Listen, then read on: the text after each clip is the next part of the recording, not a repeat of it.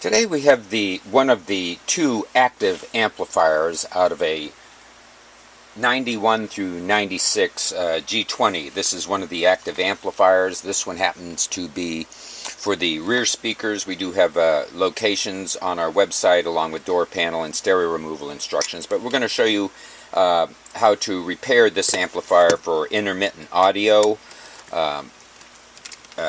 Usually the audio cuts in and out, or the audio is totally out. Usually it's either front speakers or rear speakers, and in some rare occasions it is all four speakers, but each amplifier controls separate speakers. One amplifier for rear, one for front, and we happen to have the rear one in there.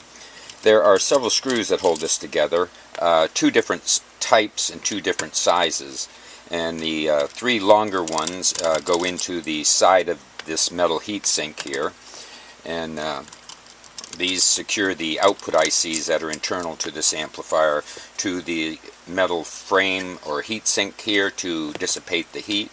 So we're going to remove all these screws.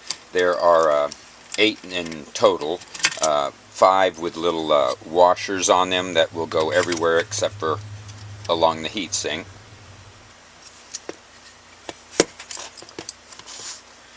Two remaining screws in the bottom,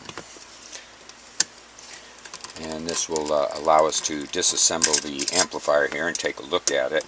We have been through the amplifier, take a look at it to make sure this has the common problems we usually see. Once the amplifier comes apart, there are several things here on the heatsink. There is some white, what's called heatsink compound, and it is also on the back of the ICs here as well. This helps to dissipate the heat from the output ICs here to the metal case so that it keeps the amplifier cooler. We have the audio processing through this section, and this is the power supply. And normally what we find here on the power supply, we get poor solder here, and one of the other things is you really don't want to touch the white heatsink compound on the output ICs because it tends to go everywhere once you do. Now we're going to turn this amplifier over.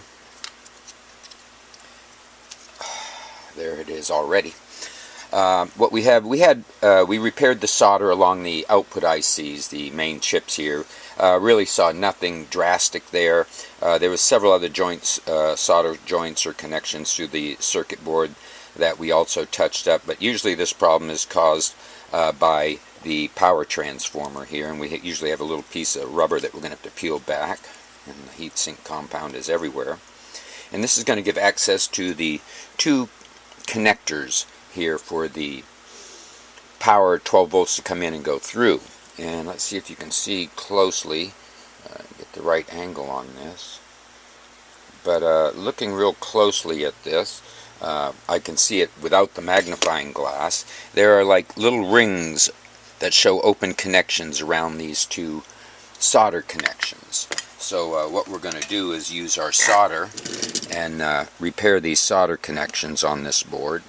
This will take care of the open connections. Sometimes bouncing around these connections mate and cause the stereo or amplifier to work. So we're going to touch up both these, and like I mentioned, there was several others along the main board. If you look real closely, you could see like a ring around the solder connection, which means it's a poor solder joint. This is going to take care of the problem with this amplifier. If it's an intermittent audio problem, if there's other problems, we've seen outputs bad as well, but there's no needs for a thumbs down if this does not help you for intermittent speakers. Hope this video has been helpful. Please subscribe, and thank you for watching.